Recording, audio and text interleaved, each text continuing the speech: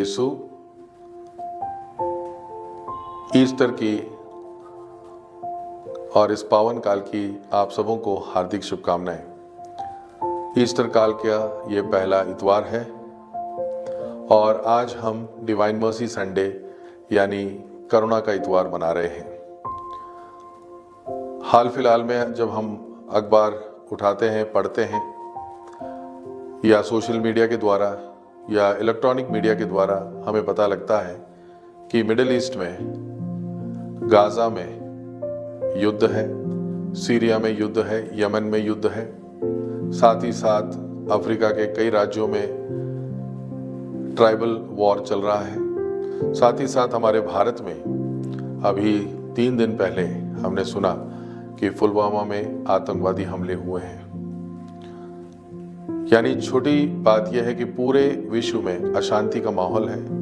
कहीं ना कहीं एक गुट दूसरे गुट को मारने, हताश होकर दुखी करने और विजय प्राप्त करने की कोशिश कर रहा है। इस संदर्भ में हमारा आज का जो पर्व है डिवाइन मर्सी संडे हमें आह्वान देता है कि हम एक दूसरे को समझें, एक दूसरे को क्षमा करें।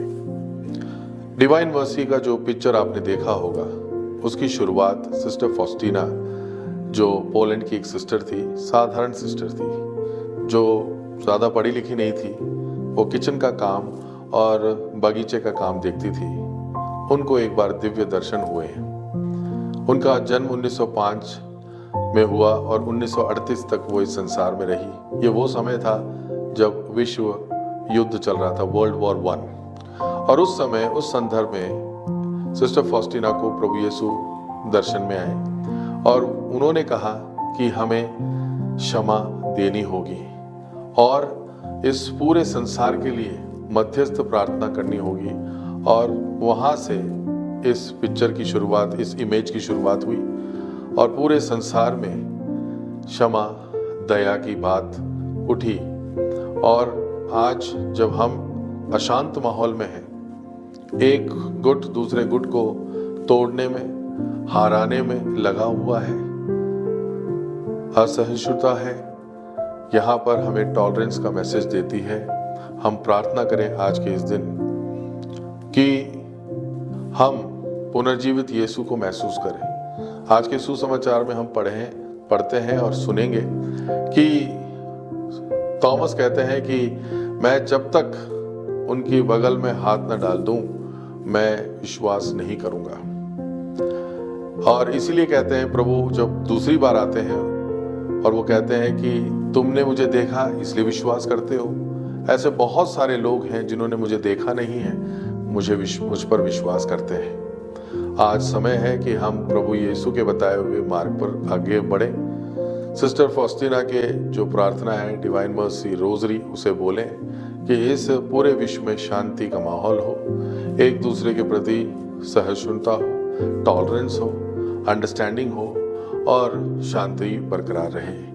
हर क्षेत्र में, चाहे वो रशिया, यूक्रेन हो, उस क्षेत्र को हम प्रभु के चरणों में रखें। हम हमारे नेटो और वॉर्सो पैक्ट के लोगों को, उन राज्यों को, उन सरकारों को प्रभु के चरणों में रखें। हमारे देश में हर एक धर्म के और गुटों के लोगों को प्रभु के चरणों में रखें और शांति बहाली हो, एक दूसरे को हम क्षमा कर पाएं। इस संदेश के साथ मैं तहे दिल से चाहूँगा कि हमारे देश में शांति बरकरार हो, कत्लेआम ना हो, आगजनी ना हो और प्रभु की शांति और प्रेम में हम निरंतर आगे बढ़ते जाएं। करुणा इतवार की और डिवाइन मर्सी संडे की आप सबको हार्दिक शुभकामनाएं। मैं एक बार पुनः इस चैनल के माध्यम से ना केवल प्रभु के वचन को बल्कि इस चैनल को भी सब्सक्राइब करने के लिए, लाइक करने के लिए आग्रह करूंगा। एक बार पुनः आप सबों को जय यीशु, गॉड ब्लेस।